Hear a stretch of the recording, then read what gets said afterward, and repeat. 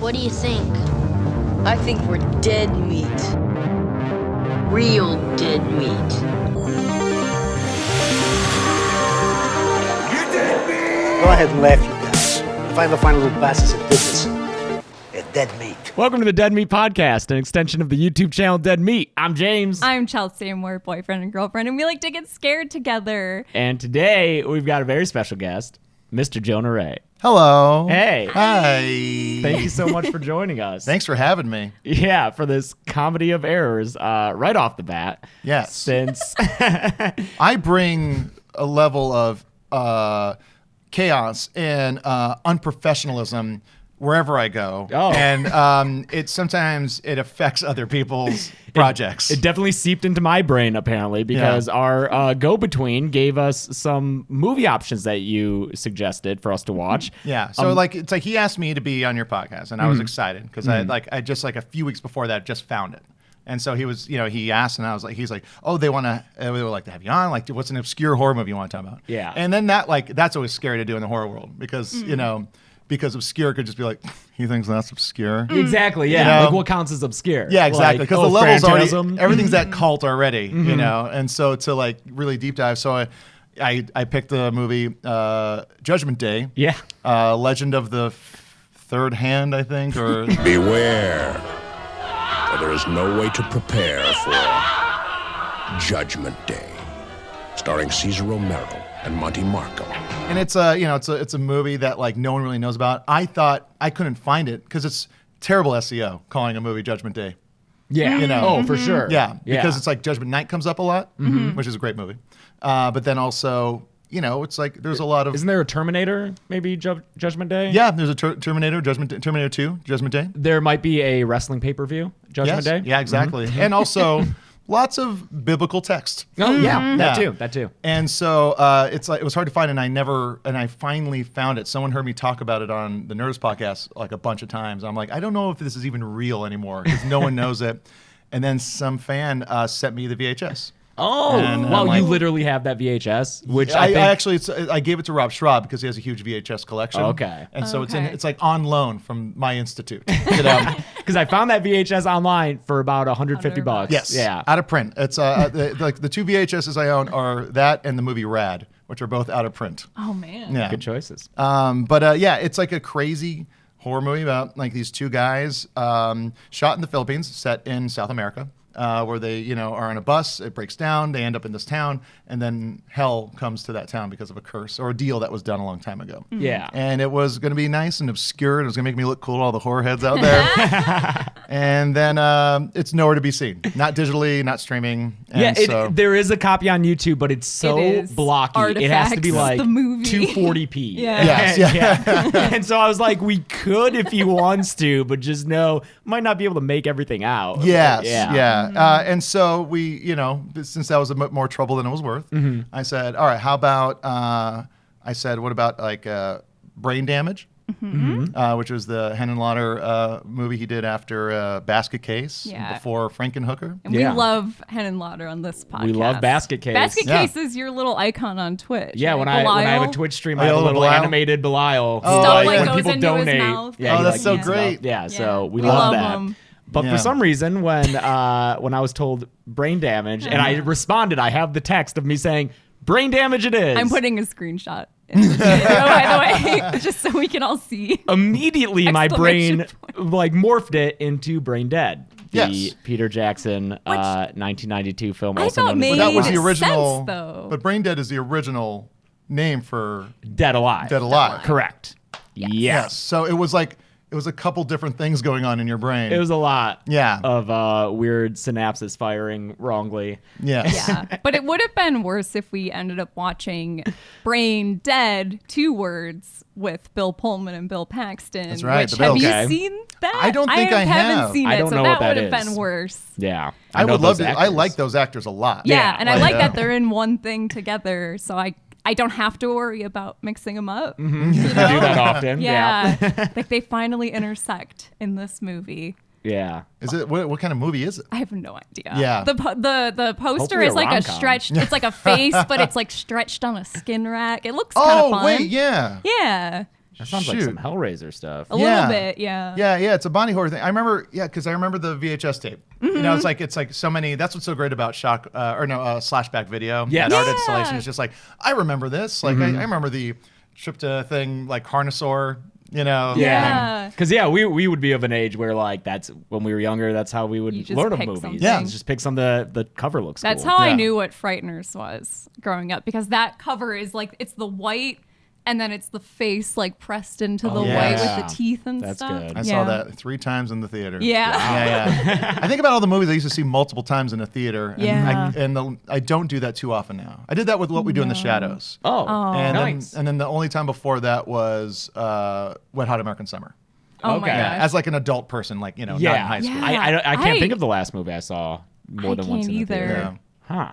I saw Return of the King more than once, speaking of another Peter Jackson movie. In a theater? Yeah. Wow. Yeah. I really a like lot of Lord time of the to kill. Rings. Yeah. It's so much, I love Lord of the Rings. Like about once a year, I'll like watch all the extended versions all the way through. And then the last time I was doing it, I was like, you know what? I don't want this to be over. I'm gonna just keep this party going. And then I bought the extended version on iTunes of The Hobbit. Holy shit. How long are all those? Those I only did the one at first. Sounds like you only made it and like it's like I forgot like the drop off of like how they're not nearly as enjoyable. We only saw the first one. Yeah, we only saw that first one because they really are like the Star Wars prequels of the Lord of the Rings, which I know the Star Wars prequels are getting this revisionist history now, and people are saying they're good. They're not. They're not good. You know what it is? It's that thing that happens. And it happened with Weezer, where when the Green Album came out, I remember when everyone I knew was like, this sucks. Yeah. This is not good. And then they kept on putting out albums, and everyone started going, it wasn't that bad. Oh, no. In hindsight, Which one was comparatively. the Green Album? That's the third one. That's after Pinkerton. Okay. Yeah, but before Maladroit. Yeah. And so on and so forth. But like at the time, like I did not like it. But like thinking back now, and so seeing like the amount of stuff that's happened now, like it's like there's almost a nostalgia thing happening with the prequels of Star Wars. Yeah. We talk about the Overton window in terms of politics, but I feel like we can apply it to pop culture too. But that's Frighteners, which is like Peter Jackson doing all this stuff. But like he's so good, and like I didn't really ever hear about Dead Alive or Brain Dead because it was never in any video stores when I was growing up. Oh, okay. It's got a great cover. Yeah, it has a great cover. The stressed out thing. Yeah. I think that one is a movie that was harder to get, probably in the U.S. too, because it was censored so hard in different countries, especially the U.K. and stuff. We've talked about that on the podcast before. The video nasty. Oh yeah, yeah. There's like 3 different video nasty documentaries on Shudder, I think. Wait, really? great. Yeah, like there's like one person made 2 of them. Okay. And then like there's another one that someone else made, but they're great because it's like it's like those are always so great because they just show tons of clips. Yeah. And then like uptight British people go like it's pornography. The first time I saw Dead Alive, which was it was the brain damage cut. It was the senior of high school. I started going to. Junior was like when I started going to the Honolulu International Film Festival, and they would always have these like cool like late night things. That's how I saw Battle Royale for the first time. Oh man, and like there's just they would bring in all kinds of weird stuff. I saw a Bruce Campbell movie from France. What was that? I can't remember the name of it. It was a French movie. It was a French production, but it was like a movie about these people trying to make a movie about hockey and about how this hockey team hires an American player, and that American player is played by an American actor played by Bruce Campbell. Okay. Oh. There's a lot of levels going on there. Yeah. And like it was so funny because like the theater was like half full of just like horror kids, and like and like everyone's wearing their Army of Darkness shirts and their Evil Dead shirts, and like and everyone has like their things that they want him to sign, and then he's just there with these like French director guys, and he's like, and like before the Q&A starts, he kind of goes, he's like, all right, like it's like we're gonna talk about the movie, and then I'll answer some questions that you guys all clearly want to ask me. But I got to see a like in a theater for the that's how the first time I saw it, and it was like an uncut, really gory version of it. Nice. That's so cool. Yeah. It's not even available right now on Blu-ray. Lots of people emailing me when we said we were watching this. Everyone emailed me and were like, "We can't find this." this anywhere. Yeah, I bought the DVD, which I hate buying DVDs because they're standard definition. They're not high def. Alleged remasters coming soon. Yeah, come on, Peter Jackson, you coward. I know. You have to. What do you got? You got too busy coloring World War I footage still? Is that what he's been up to? I was just turned 17 at the time. I was 16. I was 15 years. When they came to us, they were frightened children and had to be made into soldiers. I guess that's a little bit more important than a 4K version of Meet the Blu-rays? Oh man, yeah, it's so funny watching a movie like this and realizing, like, seeing the little beginnings of stuff from Lord of the Rings, and it is crazy because like the zombie baby and all the forced perspective. Please, in this. Zombaby. Zombaby. Yes. Yeah, Named that thing looks Selwyn, fucking weird. I think, man. according to Wikipedia. And just like how you can still, with the early Spider-Man movies, like you can see so much of Raimi's stuff in there, and it's like it's very similar to like Jackson. If you know what to look out for, his like little flares. Yeah, like the little trademarks, and we were cracking up at the Zombaby forced perspective. It's just like this because baby. it's just like a full-grown human in a giant costume running, and I'm like, they forgot to force the perspective there. Like, they got like halfway there, and like Zombaby died so Frodo Baggins could live.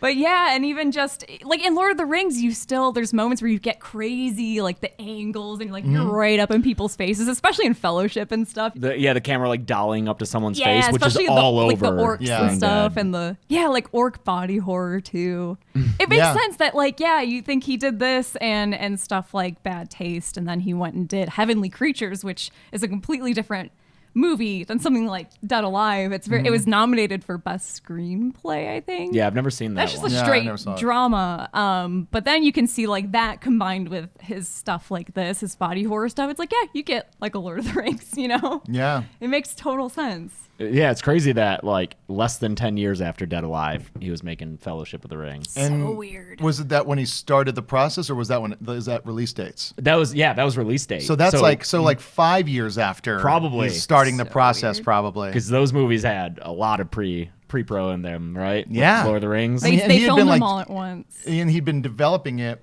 like for a while before that, like trying to get it made and fighting with the Weinsteins. There's actually a really. Someone pointed this out, like in the credits, when there's like, it's all like the kind of old map design for the opening credit sequence, and I can't remember, but like they have little designs from the movies, like when you see different credits on the screen, and when it's the Weinsteins, he has two, like I think cave trolls. Oh my God! It's clear like that he did not like them and did not like the process. That's awesome. Because they wanted Frodo to like basically snowboard down like a hill at one point. Oh, like a snowboard sequence, like a Die Another Day type thing. Yeah. it's like they're trying to get away, and then they find a piece of wood and then start like no. And I guess his trick during the whole thing was like it's like great idea, and then like just never listen to anything they did. Yeah. That's good. Yeah. Instead of causing a confrontation, just be like, okay, cool. Yeah. And just pretend you forgot. That's a lot of making stuff like in this business is just like it's like totally great idea, and then like they'll forget. Yeah, and half the time they do. And that's why those movies are so cool, is they don't feel like they're so different than any big tentpole movie that came out before them, Yeah. They really set the stage for that stuff. But there was, I guess, the best, I guess, crossover, like the best, like a little leapfrog from that era is like Meet the Feebles and Dead Alive, Brain Dead era is Frighteners, which was like a studio movie and like was like slick and flashy, but also weird, and also shows a lot of like pretty shots of New Zealand. Yeah. That was also Peter Jackson? I haven't seen Frighteners. Oh, it's great. Yeah. You should do an episode on it. Yeah. It's real fun. It's like Michael J. Fox is incredible in it. Jake Busey is crazy in it. Awesome. Yeah. Oh, cool. Then we'll have you back for Fright Night then. Yeah. Oh, no! Hot take. I like the Fright Night remake. Yeah? Yeah. Mainly because of Colin Farrell. Oh, okay. I think when did that come out? Man, at this point, maybe 8 years ago. Okay, I haven't seen.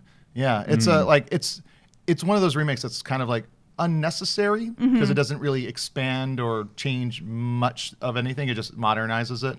But Colin Farrell as the vampire is just great. And David Tennant plays like the cool, like the magician in Vegas, that hunts the vampires. But like Colin Farrell, fantastic. Colin Farrell is a really good character actor, and I wish we got to see him do more character stuff. Yeah, he's so fun. I just want him to keep on making movies with Yorgos Lanthimos. Yes. Oh yeah. Oh my gosh.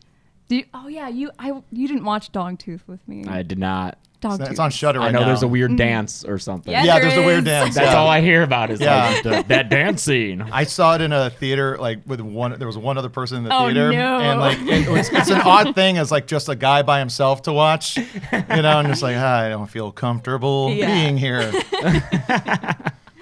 I don't know if we want to go through the movie then, like beat by beat, because someone messed up and watched it. I can't believe we watched and researched the wrong movie. We could talk about you have people that do horror movies. I was in a horror movie. I was in Victor Crowley, the fourth Hatchet movie. Oh shit! Oh, really? Yeah. I've only seen the first Hatchet so far. Yeah. So, like I really need to get on those other ones because I know that like Danielle Harris is in the rest of them. Derek Mears shows up. Isn't Felissa Rose in?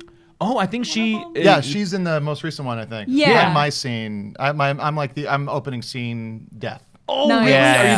Are you the first? I'm the second. Oh, that's so cool. Yeah, it was a dream come true. Like just to be killed in a horror movie. Yeah. Was like, it's a lot of my career has been like it's like, there's another childhood dream that's come to fruition.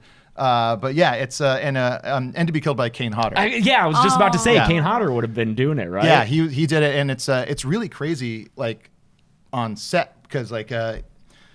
It's like the makeup was just like takes really long, and we're kind of shooting all of our other scenes because it starts off like real sweet, me like kind of trying to propose to a girl. That's kind of a goofy scene with snot and stuff like that. We hear a noise, we go and check it out, and then there's running.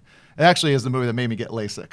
Like where it's like I was like I have these old because it's like set in our scene's set in the 60s, and I was like I have these vintage frames I can wear. They're from like 65.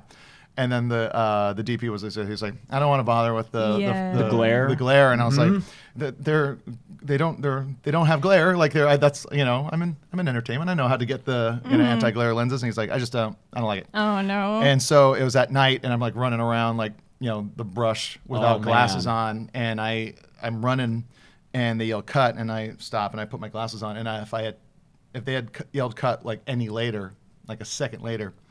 There was this broken tree branch that was like right in front of my face. Oh man! Like right, like like zombie style, like shard of wood would have gone right into my eye, and like I was like, if I'm gonna keep on doing some acting stuff, I should really some acting stuff. That was the most like diminished myself thing I've ever done. Some acting stuff. But like back to working with Kane Hodder, like I was really excited.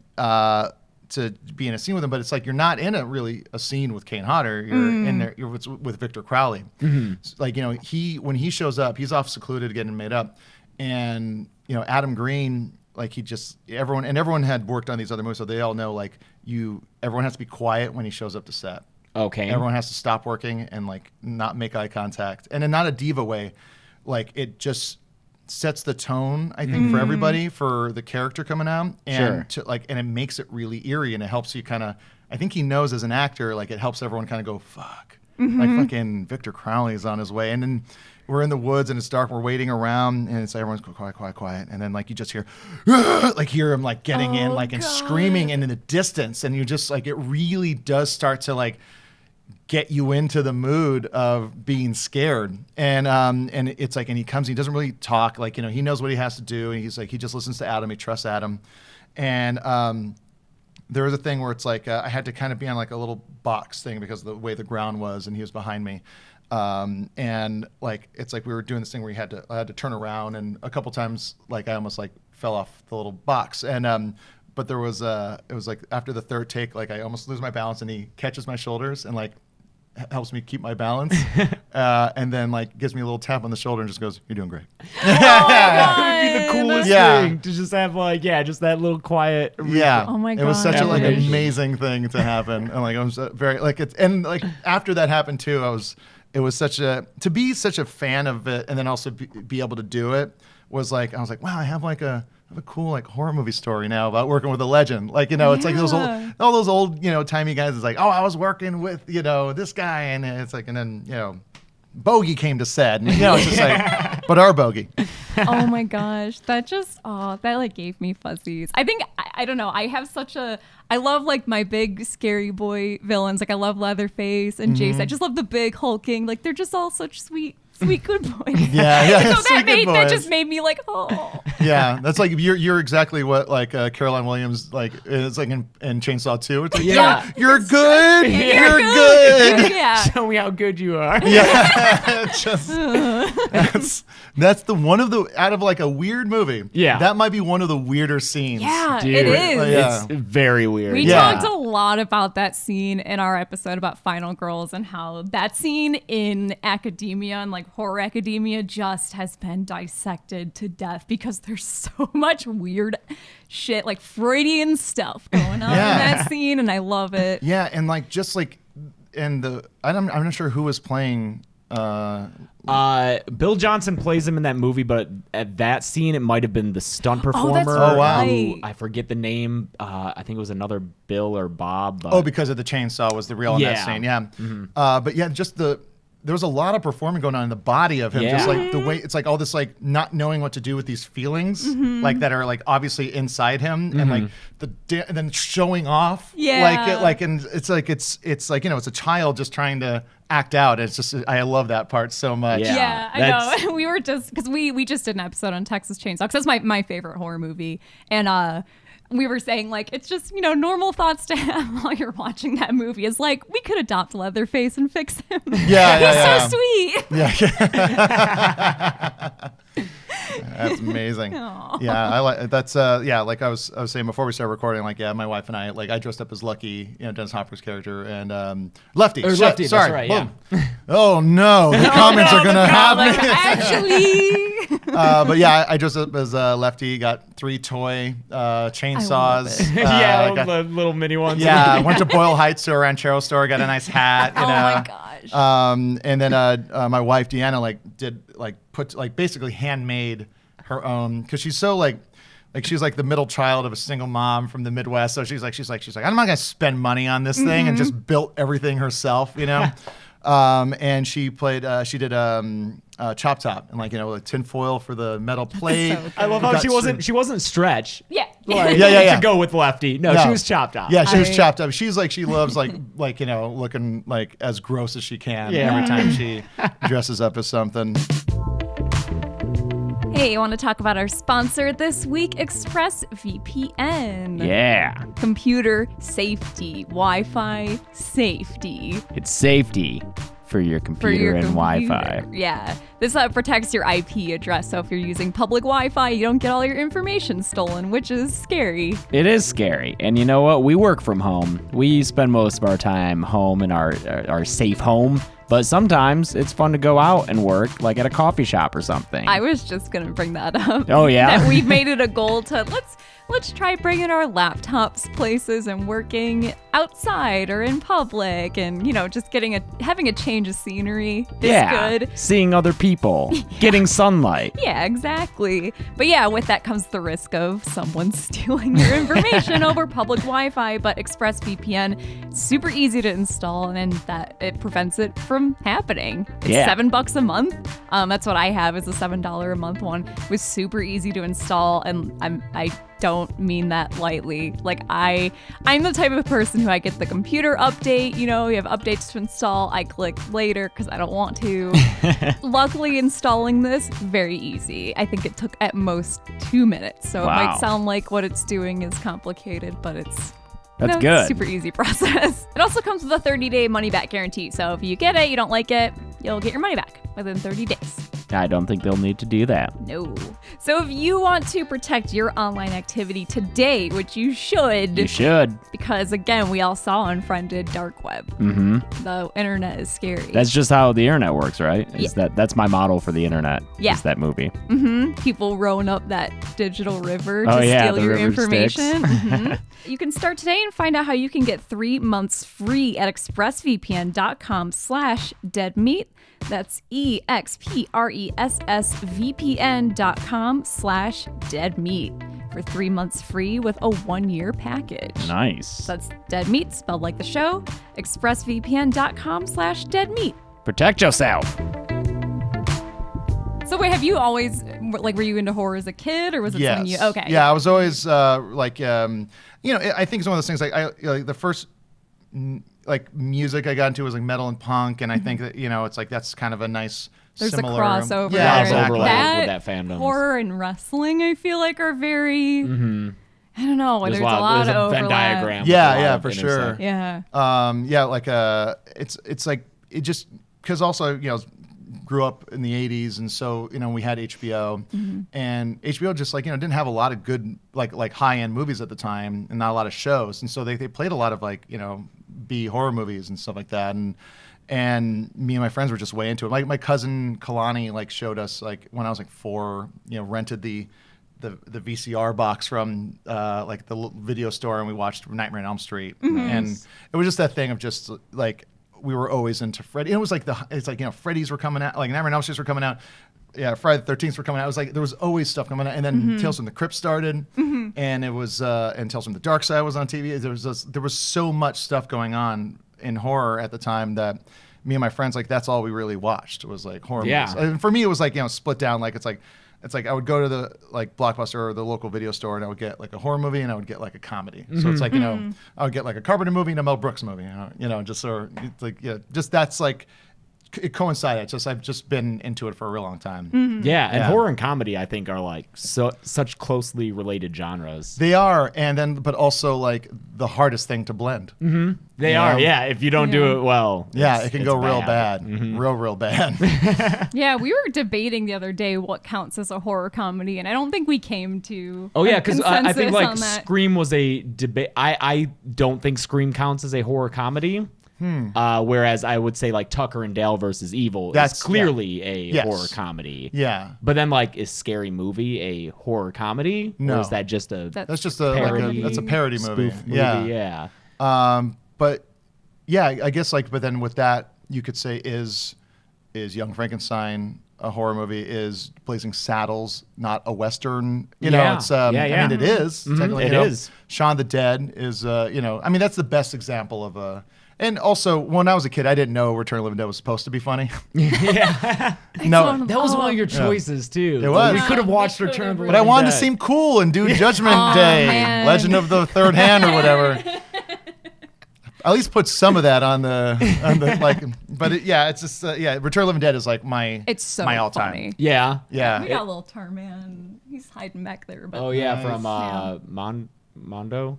Yeah, it was or Justin Ishmael did it. Okay, yeah. Recently, Beyond Fest, the Beyond Fest Twitter, like run by Christian Parks, he did like a poll on Twitter, and it was just like 2 choices: Return of the Living Dead or Star Wars. Whoa. And I was just like, Return of the Living Dead. Wow. Okay. Yeah. No question for you. No question at all. At any time, for me, my favorite movies are always like, can I watch it at any moment?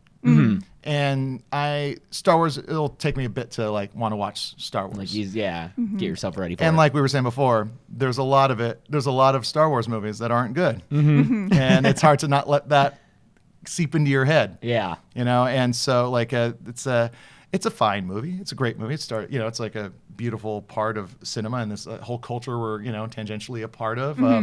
But Return of the Living Dead is just good. The music's good. The performances are crazy. The effects are amazing. It's funny. It's got like great character actors. Oh my gosh, that whole cast is just like great, like older dude character actors. Just just chomping that scenery. It was so funny because we watched it recently, and I know I had seen it as a kid, but like it wasn't one of my favorites, so I didn't have it like committed to memory. But watching it recently, I was like, I know that as a kid I would have been bored by like the adults and Tom Matthews. But watching it now, no, those guys are hilarious. Yes, they're great. My favorite part. They're amazing. Yeah. And like I was just like when he's like, it's like, what are we gonna do? What are we gonna do? We're gonna call the boss. And then when he picks up the phone, dials, puts the phone down to like iron himself out, and like. And it's just this. That's like a Benny, like a Jack Benny move. Yeah. It's like he's doing big Jack Benny style moves, and was still able to bring insane amounts of emotional weight to when he's gonna cremate himself. Yeah, when he climbs into that furnace, it's so. Which didn't we learn on Neon Brainiacs that was his idea for that scene? It was the actor's idea. I think it was. Now I heard that they chose this method of death for him because he didn't want to be outside in the rain. I guess in the original script, they wanted him to go outside. Actor? Yeah, the actor was like, oh my God. I'd rather just do this inside than be out in the rain all night. So I haven't seen the sequels. How are they? Return of the Living Dead 2. Yeah. You have which thoughts. It's a lot of the same people, that show up in different characters, and it's a bit more self-aware. It's kind of the is it like too self-aware? A little bit. Okay. It's a little sillier. They're not running anymore. They're shuffling around, classic zombie style. It's a thing that I think about a lot. Where I think it's like Weird Al talked about this, where he was such a huge fan of Police Squad. Because the fact that like Leslie Nielsen, like it was Airplane, and it was like Leslie Nielsen was like this serious actor for years and years and years and years and years, and then like then he's like playing this stuff straight, and that's what makes it funny. And then he says like when they started doing the Naked Gun movies based off of Police Squad, he's a goofball. He like it's like he figured out why it was funny and then wanted to be funny, and then and even though like Weird Al's like in those movies, he always talked about, he's like that always kind of turned me off. Yeah, like it's like he's like, no, you're supposed to be the hard-nosed cop in these crazy situations. And so that's kind of how I feel about Return of the Living Dead 2. Part 3, it's like that's when someone bought the name and then did another thing. That's like, that's when it starts, when zombies start having consciousness, and it's just like, it's like love never dies, I think is the tagline for it. And, I watched it as a kid. I maybe should revisit it, but I remember. Oh, is that with like the girlfriend? Yeah, she was like, oh, yeah, okay. Yeah. I mean, I'd rather watch My Boyfriend's Back than Return of the Living Dead Part 3. And then someone else bought the name, and then Sci-Fi, I'm not sure if they made them or just put them out, but in about 2005 or 4, they did Return of the Living Dead 4 and 5, kind of simultaneously dropped them in one night. And it was Return of the Living Dead 4, Necropolis was the name. And then Return of the Living Dead Part 5, Rave to the Grave. It's a good title. Yeah, and that one has a thing that I really hate, where like they clearly know the mechanics of how zombies are working, even though there's a lot of like Resident Evil elements in these sequels. Mutations and whatnot. But there's a guy starts punching a zombie in the head, which is close to the mouth. You could easily get infected, but like, after a couple punches, the zombie throws up a block and then punches back. Okay. And I remember just being like, this isn't fun. Boxing zombies aren't your thing? Do not like it. And I'll talk to the ends of the earth about like what I think zombies can and cannot do. I'm like a Romero classic. I think they can evolve in some way. The way, he... like Bub. Yeah, it's like Bub. And then, I'm forgetting the name, but like the main zombie in Land of the Dead, who kind of like leads the charge to the city. And everyone always forgets like when like it's like in Night of the Living Dead, like the first zombie you ever see uses a rock. Yeah, and then the girl at the end like stabs her mom with the gardening stuff. But I do like I do think that zombies can run. Okay. Yeah. So that's why you were a fan of the Dawn of the Dead remake, right? Yeah, it's in my top 5 zombie movies for sure. Oh, wow. Yeah. Would you put it above the original Dawn of the Dead? I would not. It would be right below it. But and I'm not sure if that's like a nostalgia or like something, you can never really tell. And you should. I don't think you should judge it like, it's like, because like the original Night of the Living Dead is not on my top 5. Wow. Okay. Yeah. Even though I think it's great. And then I might have to rearrange it because I did see the 4K remastering of it. Yeah. And it's like a fucking French New Wave film. It's gorgeous. It's like the way it's shot. I was like, this is like an amazingly shot film. It's like so intentional and like, it's like you never knew because it was bad prints in a square. Yeah, that's in like my top horror movies, like Night of the Living Dead. The original. It's I love it. The so remake much. is great too. Yeah, the Tom Savini. Yeah. I dressed as Barbara. So I was on a panel about zombies at LA Comic-Con, and I usually cosplay at cons anyway, so I dressed up as Barbara from that you already movie. have the hair. Exactly. Yeah, exactly. It was super easy. Yeah, when you interviewed Tony Todd, and we were talking about that, he was like, cool. you have the, yeah. Man, that's so great. He is the best, dude. Man, yeah, he's like, and I love following him on Twitter. Like, it's like he, what he retweets and what he talks about, I go, You're really rad. You're really rad, Tony Todd. I love so much. Yeah, following all these actors who play horror villains, they're all just the most like intelligent people. Like Tobin Bell on Twitter is my favorite, who plays Jigsaw. Oh yeah. He has he's like a true actor. Yes, he is he's an like actor. a trained. Oh my gosh, it is. He takes Jigsaw so seriously, and I love it. That's what makes Jigsaw good. Yes. Yeah. And he also has, I believe, a master's in environmental science, and so he tweets so much about climate change science, and he tweets a lot about like student protests and how he's like, this is your time, students. I'm so proud of you. If you get in trouble for skipping school to protest, just know I'm proud of you. And that's amazing. I know. You took out student loans hoping to change the world. You said Candyman's one of your favorite. I think it's a travesty that when people talk about like who's your favorite horror movie villain, and people bring up Freddy, Jason, and these are all, of course, but like Leatherface, Michael Myers, but no one, and like I'm talking franchise, but like people rarely bring up Candyman. It's such a good movie. And he's amazing. He's amazing in it. It's like, so Candyman is great. I think it's like a perfect horror movie. Yeah. Candyman 2 is not that good, but what's beneficial of Candyman 2 is they show the backstory of how he became Candyman. See, I haven't seen Candyman 2. So Candyman 2, it's like by and large not that good, but what it did was expand the Candyman lore to a point where like he they talk about it in the first one, but this one, like, it shows how brutal of a slaying it was, how like sad his character is, and it's like it's shot really well, and it's just really like that, like, which could have, like, if I could just pop that onto Candyman 1, it would be my all-time favorite. Yeah, like take movie. those flashbacks and put them in there. Because that's the thing I love so much about the first Candyman is it's a love story. It's like a really messed up love story, but it's a love story. Be my victim. Yeah. That's like that movie messed me up. I didn't see it in the theater, but I remember we rented it. Like we rented A League of Their Own and Candyman. Yes. And I remember like my mom, like there was like crab legs were on sale or something like that at the supermarket, so she made crab legs, and like that night and then so the smell of crab was in the house, and then I remember watching it and just being so scared, so scared, and then I was like, I'm just gonna go to bed. Like it exhausted me, and then I go to sleep, and then like I kind of wake up. But I'm like on my back, and I never like sleep on my back, and I'm so afraid to open my eyes because I think he's floating right above me. Oh yeah.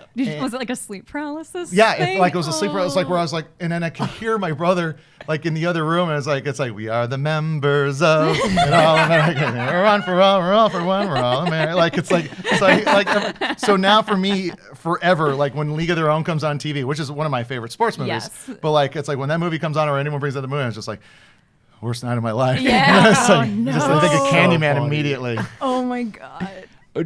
How do you feel about that remake that Jordan Peele is producing? He's producing I think. it, I think remakes. I can't.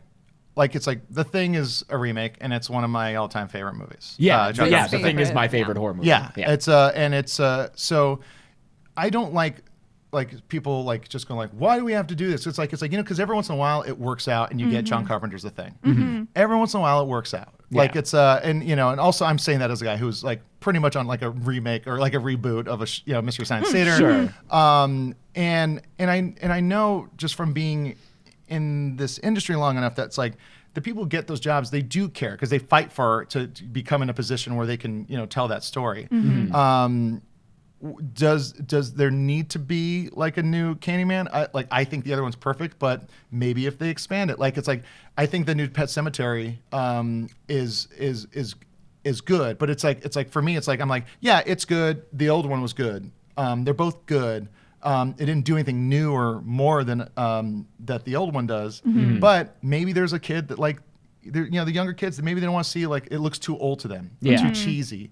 And it's a cool story, so why not just put a sheen on it and let them watch this? Maybe then they get to enjoy. They have their era's Pet Sematary, or some other kids are going to have their era Candyman. Yeah. And I really just recently from rewatching Child's Play, and realizing that's set in Chicago, and it's very Chicago too. It's very Chicago, yeah.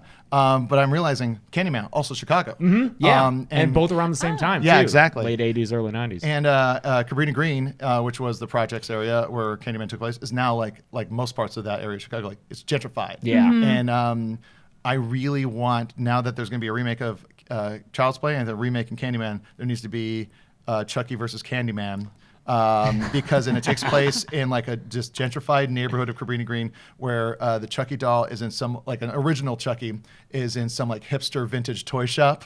Oh my God. Yeah, and so like it feels like that's a place for, and it won't be good. But it sounds awesome. It'd be a spectacle. Yeah, exactly. Someone make that into a comic book for me alone. Just one copy for me. Yeah. I'm glad you are here to offer that perspective on reboots, because usually on my channel I kind of rag on them. I'm one of those people who's like, I don't like seeing the same thing done over again. But like I said, The Thing is my favorite horror movie. But it takes like the basics of that original and does something totally different, which is, even when I don't like the remake, like I wasn't a huge fan of the Suspiria remake, but I appreciated that it's so that did something very different. Which or that I'm like, appreciated. I see a reason that this was made because this was clearly, there was some love here and some. So I just watched it, and I thought it was phenomenal. Okay, I think the one thing that it had.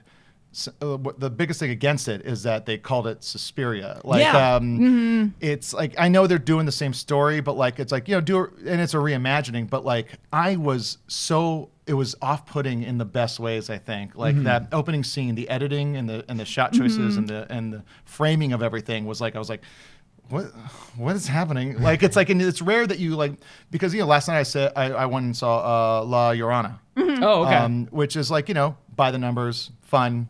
It's a roller coaster. It goes up, it goes down.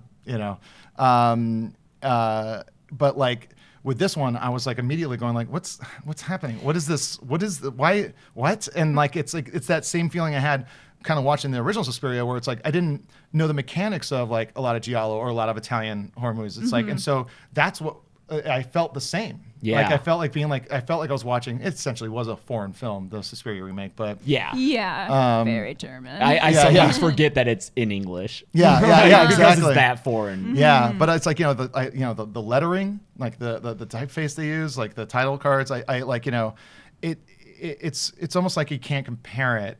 Like they're very different, which is why I think it's cool that it was like that one. I don't mind. I'm not like, why bother? The original's great. Yeah, because the original is probably my second favorite horror movie. Yeah, the original Suspiria. If you've seen it on like 35, man, I haven't. But Cinefamily did it like a few years back. They found a copy of it's like you know how it's like a colorful movie? Yeah. Like, it's almost like you have no idea. Like it's like it's so crazy the way it looks on film. And that's not, that's always such a cheesy thing to say. It's like on film or on vinyl it sounds better. But like but it always looks so good. The colors, it's so funny because like you were a dance student, so I'm sure, right? So like I'm sure the idea of like Suspiria is like very near and dear to you. Dance horror movies always make me Black Swan.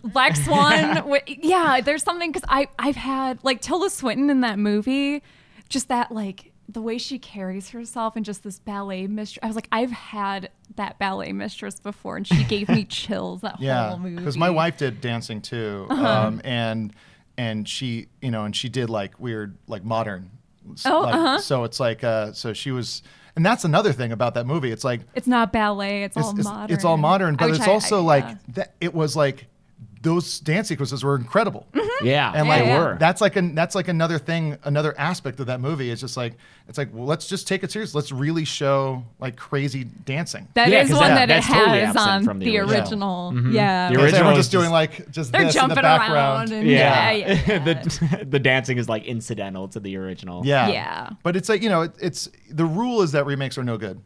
But there are exceptions. And so if there's always going to be an exception, like it's like, let's not discount the whole idea of it. Yeah. And that's always kind of been my take. Because it's like Tom Savini did a remake of, his like a movie he was involved in. Yeah. Like with Romero's blessing. Yeah, exactly. And it was great. I love it. I guess I just have a higher bar for remakes because one of the things I value most in a movie is like original ideas and doing something new. And so if you're going to take something that's already made, do something new with it. Yeah. Although like even like Friday the 13th, I like that remake, even though it's by and large the same thing. Yeah. I don't know why I like it. You know what I didn't like? I hated the Nightmare on Elm Street remake. Yeah, exactly. Yeah, I hate it's that awful. one because it's so joyless.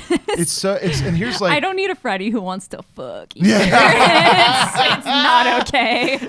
Yeah. Even though he's like the sexiest. Yeah. I don't need it spelled out for me. Yeah, I know. It's like we get it. It's gross. Let's get to the stabbing. Also, here's a couple things that's wrong with that. What my take on it is like the first death is the best death, and that's like a terrible way to do it. Yeah, the diner. That could be a one. little Very short good. film, and then like yeah, just that opening scene. Yeah. And my least favorite thing. So in the original, they had that great thing where he pushes through the wall. Yeah. And they did that with like an elastic. Yeah, it's like thing. latex, and he actually presses through it. and it's great. And you think 30 years later that would be even cheaper to do. Yeah. But they spend more money on making it CGI where it looks worse. It looks so bad. Thank you, because I said that when I covered that movie. I was like, I put them up side by side. I think I was like, look how much better it looks before, and there were comments being like, I think it looks better in the new one. And I mean, everyone's entitled to their own opinion, of course, but maybe it looks better. Maybe. Let's just say that. Okay. But but it wouldn't look like that. Like it's like they literally had him push through a wall. Yeah. So that's what it would look like. Yeah, it looks so good. Yeah. Oh man. What's your favorite Nightmare? The original, but followed closely by Dream Warriors. Yes. Yeah. Yeah. Like I love Dream Warriors. I like New Nightmare a lot too. I do like New Nightmare. Great. Yeah. That's like it's like crazy meta. Yeah. It maybe takes itself a bit too seriously, but like it was kind of like his dry run for Scream. Yes, meta. exactly. So it's great, and I like the second one too. As much I like the second one a lot. I love that Fangoria spread talking about like the actor from it. Did you read it? Like No. It's great. It's in the second issue of Fangoria. The new run. Okay. Yeah. We just got a subscription. Oh Yeah. It's great. Like I had my Fangoria like the last issue. Like I was like, ooh, I saw like the package and I felt it. It was empty. It was someone had torn out and taken my Fangoria. Oh my God. Yeah. What? And then luckily, like it's like I was just like I messaged them. I was like, it was gone. It was gone. Yeah. Can you send me another one? Oh my God. They talk about like that guy who's the actor in it who was he was actually gay and like all the gay undertones of the movie, which is great and like it's like so much more powerful when you watch it now, like knowing that. But then like the story of that guy where like he kind of had a bad run and went into like porn for a while. Yeah. And then like someone kind of found him and like it's like, hey, there's a whole culture that like would embrace you and you can do this. And because it wasn't like, and I'm not saying like, the adult industry is like, a bad place to be. I have friends in it. Like, it's like, it's not like I'm not judging anything, but I'm just saying like, it's like apparently what he was into was like kind of exploitative. Okay. Because he was just down on his luck. But like, it's like a really cool story. I highly recommend reading it. Okay. Yeah. Dream Warriors, great. Dream Master is my favorite. Oh, the fourth one? Yes. Okay. Yeah. something about the cockroach scene is The cockroach scene's beautiful. really good. Yeah. By Screaming Mad George. Yes, exactly. I just saw, they just show Society. Yes, oh, yeah, okay, that's I was what I like, just what were watched we- with Joe, okay, Joe Bob. Yeah, but like the Egyptian just showed Society and Bride of Reanimator the other day. Oh my God. And Can the you director of imagine Society was there. Society on the big screen. It was great. There was a ton of people that hadn't seen it before. And it was Who just, didn't know? Yeah, like it Shunting. was so great. And they had like a couple of the actors there. Oh my Oh, cool. God. Yeah, it was really, really cool. The director guy that was so funny because like he was also involved in making Honey, I Shrunk the Kids. Yeah. And they're like, it's like, well, you did these movies, then you did like Honey, I Shrunk the Kids, and like he said it a couple times. He's like, well, Honey, I Shrunk the Kids, like change the lighting, change the music. That's a horror movie. And then you hear a bunch of people going, oh yeah. Wasn't shit? Who did Reanimator? Brian Usna and Stuart Gordon. Yeah, that's who was there. And Brian Usna they were was the gonna guy who was they there. were gonna do Honey I Shrunk, or did they? No, Brian Usna did it. He did. Oh, okay. yeah. Oh, damn. Yeah. It's so funny. I haven't seen that Yeah. since I was a kid, but. Wait, what did you say? What your favorite nightmare was? I mean the first one, but Yeah, the first one. Yeah. but I do love that second one so much. Yeah, it's Yo. not much of a story, but whatever. It's got blown up birds and, it's got a lot of Yes, fun the things. exploding bird Yeah. and that whole like the dad trying to get the bird sequence is very, very good. I like 4. I hate 5. Dream Child sucks. I cannot. Couple stand good, couple good imagery stuff in it. You get not to see wholly. Lana Quigley's boobs make a cameo, which is always exciting. I think is that 4 or 5? Oh, is that 4? When she's like pressing through the chest of souls. It's his the souls. chest of souls. That's 4. Okay. Yeah, Stream Master. So see, 5 doesn't even Yeah. Yeah. Here's the thing. I'm not sure if you've ever covered this, but have you ever talked about how Scream is essentially just Evil Laugh? No, I don't know what Evil Laugh is. So Evil Laugh came out in probably, I think, like 86 or 7. Okay. And it's a group of kids that go like into a cabin, all the same stuff, but there's like a killer amongst them, and it's with a knife. Okay. With a big butcher knife. And there was always like a hee kind of evil laugh, but a lot of the tropes are similar. There is a character who's reading like Fangoria magazine and horror magazine. And he's talking about how this is like a horror movie. He's like the Jamie Kennedy. These are the things that happen in it, and this is what's happening right now. Oh man, that's from 86. I think so. I'd have to double check. It could be 87, maybe. It is in the 80s though. Yeah, it predates it by quite a bit. That's impressive. I think you should do a side by side. Oh, okay. Not to like wish ill will on the legend of Wes Craven and like a deceased genius, but like I remember like when I finally like I was just like I just had tons of like when dumpster. Remember when like Blockbuster was going out of business and they just started throwing everything in the dumpster that they couldn't sell? Yeah. So me and all my friends and my wife used to do this back in Chicago too. Like we'd all get in the dumpsters and just like pull all we could and just kind of split them up. And that was when I got Evil Laugh. And I remember just watching going, oh shit. Oh man, I'll have to check this. Like the original Scream is in my top 5 for horror movies. Yeah. I love it so much. Oh, don't get me wrong. Scream is a better movie. Yeah. But like, this is like, I remember watching it and being like, oh shit. That's, I could also believe though that someone, especially someone like Wes Craven, who he's like among that class of horror directors where that they grew up with like all those old horror comics, horror magazines, and I could see him just coming up with that idea also. Like I would be that, like if I was in a horror movie, I would just know what was going on. Yeah, it's the Repo Man adage, just play to shrimp, cosmic unconscious. It's like that happened to me like the other day. Like I was joking around with my friends and I said like we were talking about like bailiff or like we're talking about like court and Matthew McConaughey, and I was just like all rise like and it was just like a dumb thing, and then I tweeted it because it was dumb. I like to tweet dumb things, and then like boy oh boy did I find out how many people had done that before. Yeah. Like they're like, oh, you stole that from John Krasinski on this episode of Conan, and like my response was, I was like, sorry, I don't watch like as much TV. Like we can't have seen everything. I made this tweet in 2014. I was like, cool, it's like a dumb pun. Like people can come up with it independently. Yeah, cosmic unconscious. It happens all the time. Yeah. Yeah. What's like the last horror movie you saw, or just any horror movie really that like you couldn't sleep after? I guess you said Candyman.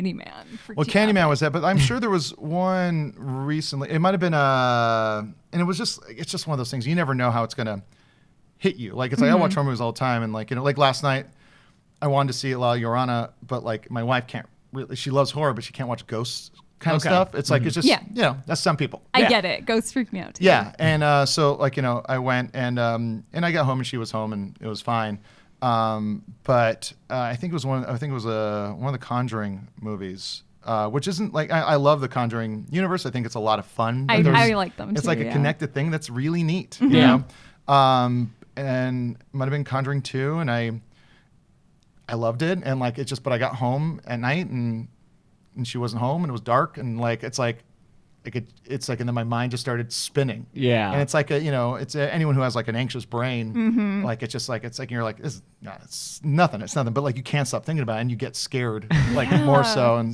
But nothing that really is like I haven't seen anything that's like messed me up as much as or I remember when I saw Blair Witch. Oh my gosh, that's my answer to this. Yeah. When I saw Blair Witch, it's like I was my parents were living in Lake Tahoe. I was in like the San Francisco area and I saw Blair Witch with my friend and then drove 4 hours back to Tahoe and got there at like 3 a.m. and like it's like parked like and it's the woods. Yeah. It's dark and there's no street lights. And I was just like, this. And I almost just stayed in my car and slept in the car out in front of the house. But that could definitely be worse. You know, Yeah, you wake up like after an hour and you're like, oh God. Yeah, exactly.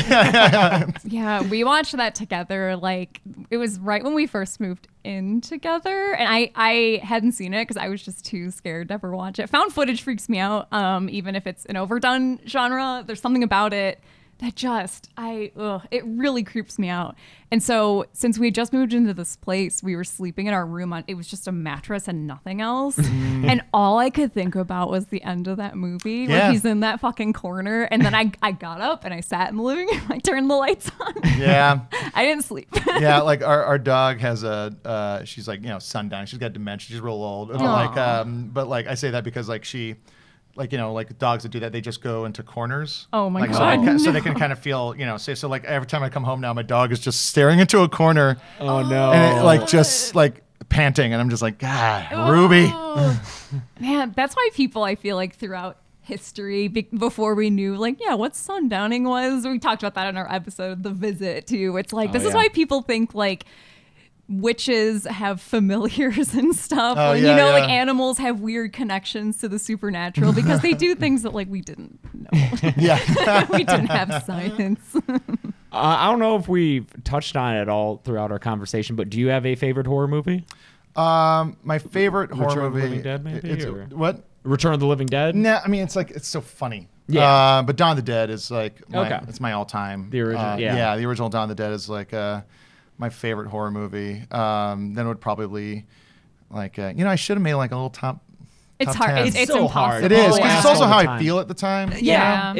I don't have like a definitive. I mean, The Thing is my favorite, but like The Thing would be on mine for sure. Yeah. The question that always like weirds me out is people are like, "What's your least favorite horror movie?" I'm like, how do you even know that? Like at a certain point, they're you have just to have all like a bad. personal vendetta against whoever made it. Or else how do you pick? Although I guess maybe I'll always know what you did last summer. Oh my God. The third of that series, which is have like, you seen it? It's you don't need to. It looks like someone made it on a camcorder. It's very weird. Yeah. It's very, very weird. Yeah, there was a lot of that mid-late night, like the post-Scream stuff. Like I saw I Know What You Did Last Summer, and I saw the first Urban Legend, maybe the first what was the Rube Goldberg horror movie? Oh, Final Destination. Final Destination. Yep. Like it's like I watched all the first ones. I never felt compelled to continue on with them. Yeah. The teen slashers. Yeah, and I think it might have been like it's just because it was like good-looking kids that were around my age, and maybe I didn't like it as much. Like I was just like, fuck these kids. I don't give a shit. Like I'm sorry if I swear too much. Dude, this has been one of the least swear-filled episodes of the podcast. Yeah. That about does it. This was fun. Was that all right? That was our discussion of Dead Alive. Yeah. Stay tuned for part 2. That worked out. Like, it was nice to just like sit and hang out and talk horror in general. Yeah, it's I believe I just turned this into every other podcast. It's like meandering conversation on a loose topic. But I'm gonna put in clips, so that makes it. That what I feel like that elevates it. Yeah. And there's a lot of stuff we talked about. A lot of different stuff. Oh, a lot of clip potential here. Of clips. Now I'll put in clips of what was the movie you were gonna. Enter into the inferno where there is no escape from the fiery pit. Judgment Day. Judgment Day. Yeah. So maybe if you can muscle through the bad quality, or it's like when Schraub gets back, I'll let you borrow the VHS. Oh, okay. man. Yeah. The thing is, it's not like fun for anyone else because they'll be like, it seems like a crazy movie. Wish I could watch it. Yeah, right. Yeah. Like, there's no way to consume it, which is a weird thing in 2019. Yeah. When you run into something that's like, I can't watch this. Yeah. Like I can't experience this. It's amazing how many weird copies of different movies we have to get. Because so many horror movies are just. You're lucky if you find them on DVD. And then I feel like our benchmark is if we put in we'll bet beforehand, do we think this has closed captions or not? Yeah, are there That's kinda subtitles? like And Dead Alive did not have English subtitles. No way. Nope. That's Which crazy. sucks with their accent. It wasn't as bad It as I wasn't as bad, remembered. yeah. I was Yeah. worried. But I'm still looking for the 4th Sleepaway Camp on home media. I don't remember a 4th one. Yeah. Yeah. Or Was wait, it no, like I'm in sorry. '94 or something like that? There was a 4th one that was like a homemade little. no, so there's 1 and then 2 and 3, which are like together with Pamela Springsteen. And then they made a 4th one which has Felissa Rose back in it. But in between 3 and 4, there was like a cobbled together half film, and that's the one I'm trying to track down. Oh, wow. And I paid over $100 for a copy of it, and then for months it was like talking to the person I ordered it from, and they're like, we can't get in contact with the person who said they had it. We'll like try to figure, and then they just refunded me. Oh shoot! And so I was like, I guess I got the refund, but I wanted that. Yeah. Oh man. It's weird. But yeah, no, meandering conversation's great. Yeah. It's horror. Yeah. Yeah. This is the fun part. I guess where can people find you online? At home, my address is 7, and I guess on Twitter and Instagram at Jonah Ray.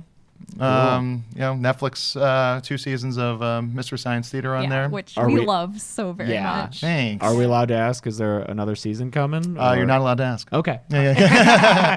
Fair enough. Those are on there. And if anyone was upset about the pacing of jokes in season 11, we relaxed it a bit on season 12 if you want to take a trip back. Check out Mac and Me. Oh, Mac and Me was very Mac fun. and Me was excellent. Were people complaining about too many? Yeah, Joel was trying to like speed it up. Like Okay. I like just have like a lot of jokes, which I like because it's like it gives it rewatchability, where you can kind of like you're always gonna miss stuff. Yeah, like I laughed over the next joke. Yeah, exactly. But like that was like probably the biggest concern for people. Okay. Too many jokes. Yeah, I know. Was the biggest praise for Reptilicus? The rap?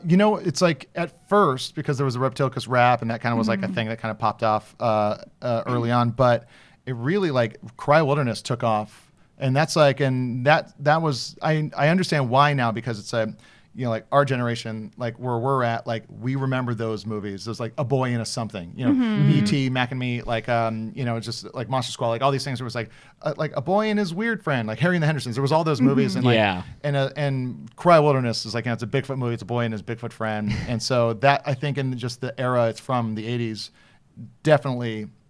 I think like just kind of struck a chord with people, and that's what I was telling. Like it's like Joel on this recent season he wanted to do Mac and Me last, and he wanted to do Atlantic Rim first. Oh, we watched it later. Yeah, that was a real tough one to get through. Oh boy! But he's like I was like no, Mac and Me is like that's like a name brand quality thing. People are gonna go and just gonna go and watch that one first, and then your storyline for the season's gonna be all messed up. He's like, no, man. Like it's like you do your second best thing first, and then you do your best. And like he still thinks of stuff like a stand-up comic. Okay. He's like, it's our strongest episode. We'll end with it. I was like, that's not how people watch anything anymore. Yeah, because people now need you to can be just like- watch in whatever order. Yeah. And I was like, you start off with it, you'll have more people watching the rest. Yeah, Yeah. they need that instant gratification. Yeah. They need to be wowed right away. Yeah. Yeah. Oh, also, I remembered I had a show on this thing called CISO for a while called Hidden America. Oh, I had CISO. I was one of the subscribers. Hey, that was you? Yeah. But like my show moved over to VRV .co, I think, or vrv.com. But it's all 2 seasons of the show. It's an Anthony Bourdain parody show, but it's like a sketch show where I play like a Bourdain type, and it's like a ton of people from Mystery Science Theater in it. Derek Mears, the new Swamp Thing. Yep. He plays like a British chef in it. I love Derek Mears because he's remake Jason, but he's also a comedian. Yes, yeah. He's like if you ever have a chance, go see The Resistance. Okay. Which is like it's like him and some other stunt dudes that all are also improv trained. Nice. And they improvise like it's like a live show. It's a live show. It's a live improv show. Okay. If you're ever in the LA area, I'm not sure where they do it now because it was at iOS and now somewhere else. But like they they'll have this like wheel of like premises and types of movies, and then the crowd decides what they want to see, and then they improvise like an action movie or a horror movie. But because they're all stunt guys, they can really do like fights and like jumps and stuff like that. But they're all still really funny, and they all like are movie nerds, so they all get the tropes easily. It's a lot of fun. I'll definitely check that out. Yeah. Yeah.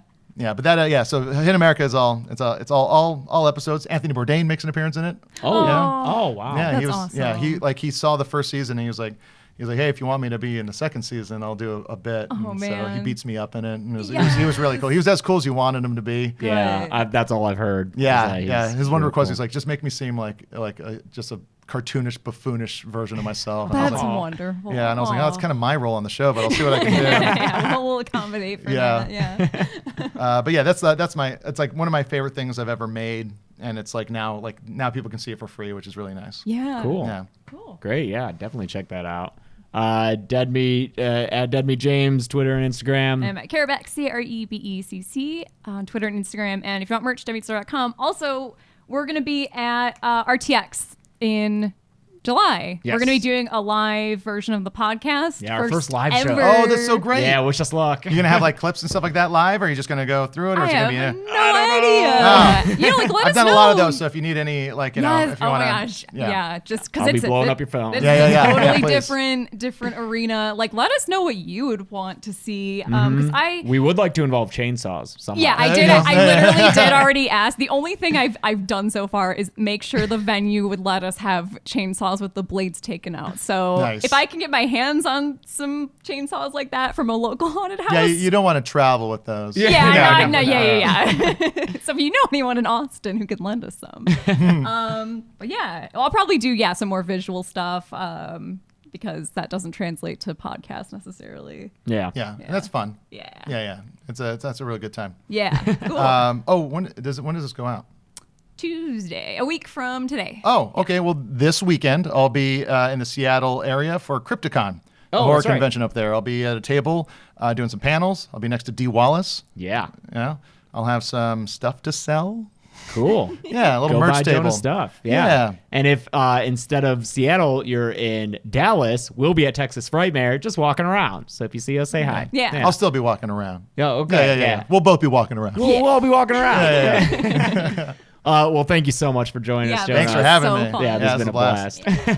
And one day we'll watch Brain Damage and be like, oh, what could have been? What could I'll come back for it. All right. Oh my Yeah. Let's- That would be. Well, we'll see how the actually great. reaction to me on this episode Right, is. yeah, And views you're just sink. Hey, we're gonna do Brain Damage, but like, but if you could just stay We'll away. take a look at that dislikes bar on the Yeah. We'll go from there. We'll have something for you next week. But until then, I'm James. I'm Chelsea. And that's been Jonah. Hello. And this has been the Dead Meat Podcast.